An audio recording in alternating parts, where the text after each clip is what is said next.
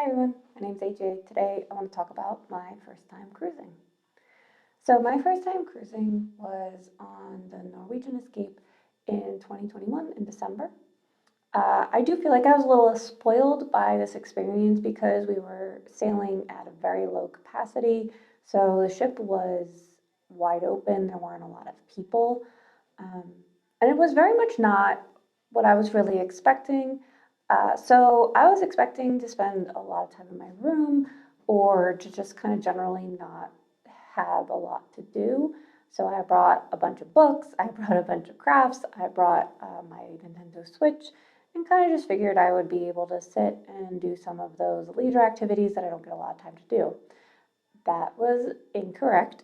There's a lot to do on the ship, and there's a lot of opportunities that you have that you don't get other places. Even just getting off at the ports and walking around, or there's a ton of activities on the ship.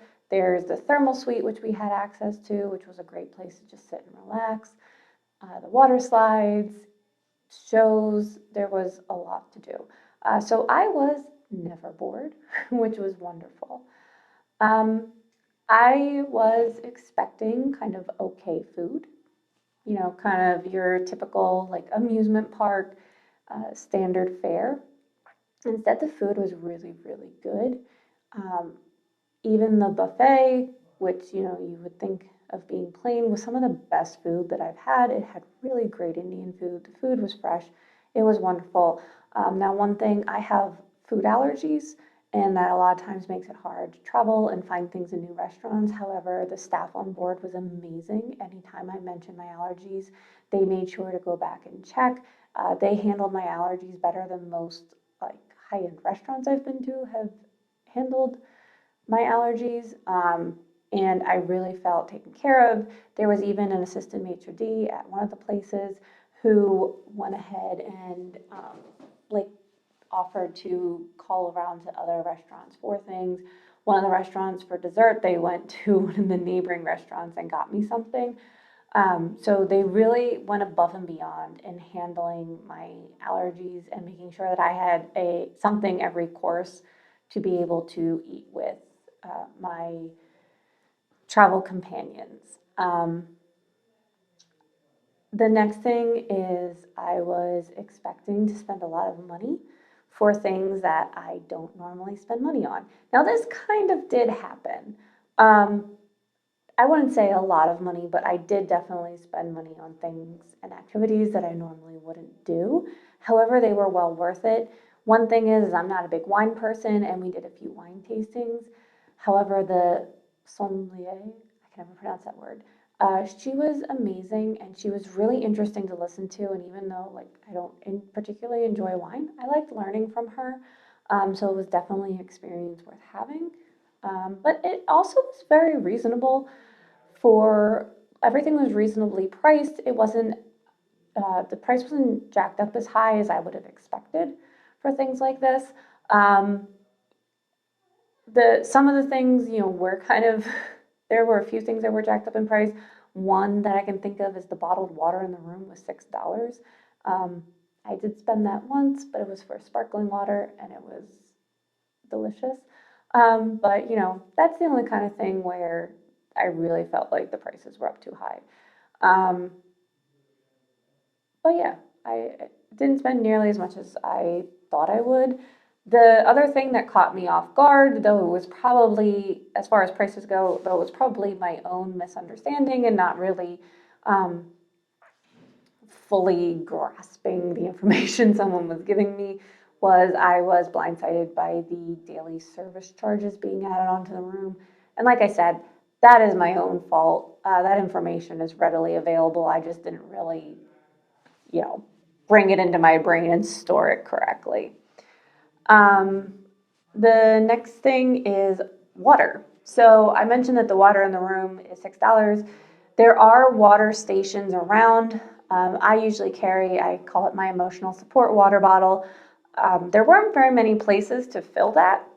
And the places that were there, I kind of felt bad. The places I was allowed to fill it from, I felt bad filling it because it was not like one of the water filling stations that you see at like airports and malls and things. It was like fruit water and the thermal suite. And so I ended up drinking a lot less water than I normally do. I did end up a little dehydrated a couple days. However, dehydration at sea isn't so bad.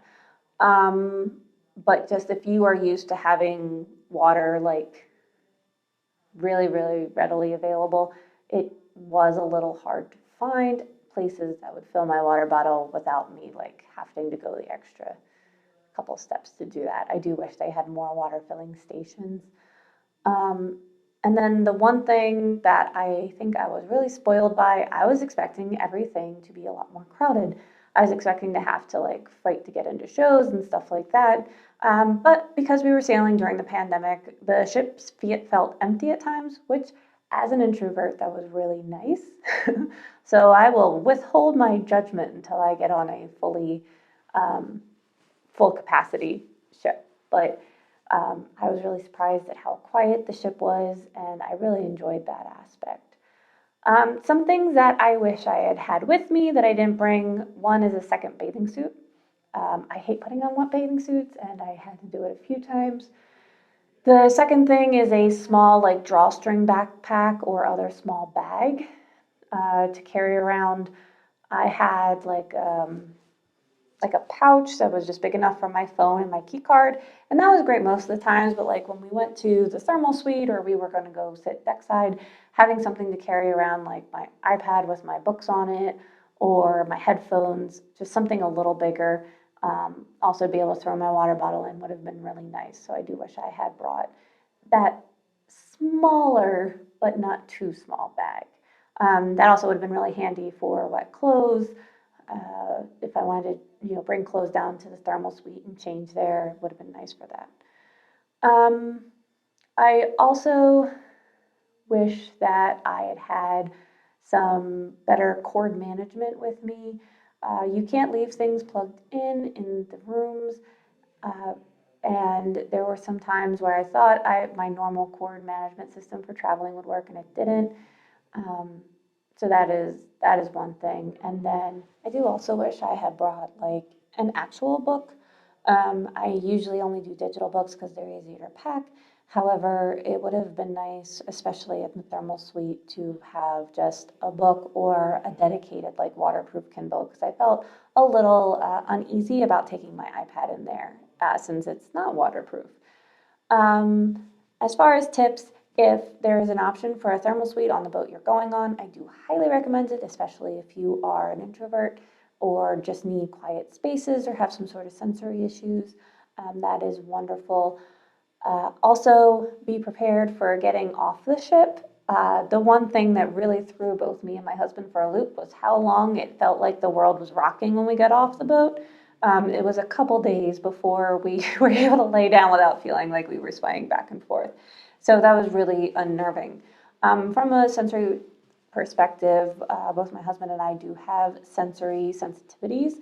So I would highly recommend having a pair of noise canceling earbuds or headphones with you that you can pop in. Some things do get loud, and while they are great performances, such as Howl at the Moon or one of the deck parties, they are very overwhelming sensory-wise. And so having those headphones there means that you might be able to enjoy a few more things than you normally would. Also just earplugs because same thing. And then if you are at the back of the ship, bring something to tie up your hangers. That was the one thing that kind of is almost a humorous thing that stuck with me is that when the boat was rocking a lot, but from going high speeds or from couple times we had choppy water, the hangers in our closet banged very loudly. And it kind of kept us awake. So be prepared for that. And yeah, putting clothes on the hangers fixes it, but we didn't have a lot of clean clothes left at that point since it was towards the end of the week that started happening. All in all, cruising was a wonderful experience. I loved it. I obviously will be doing it again. And yeah, it went very smoothly. It was awesome. Give it a try if you haven't. All right. Have a great day. Bye.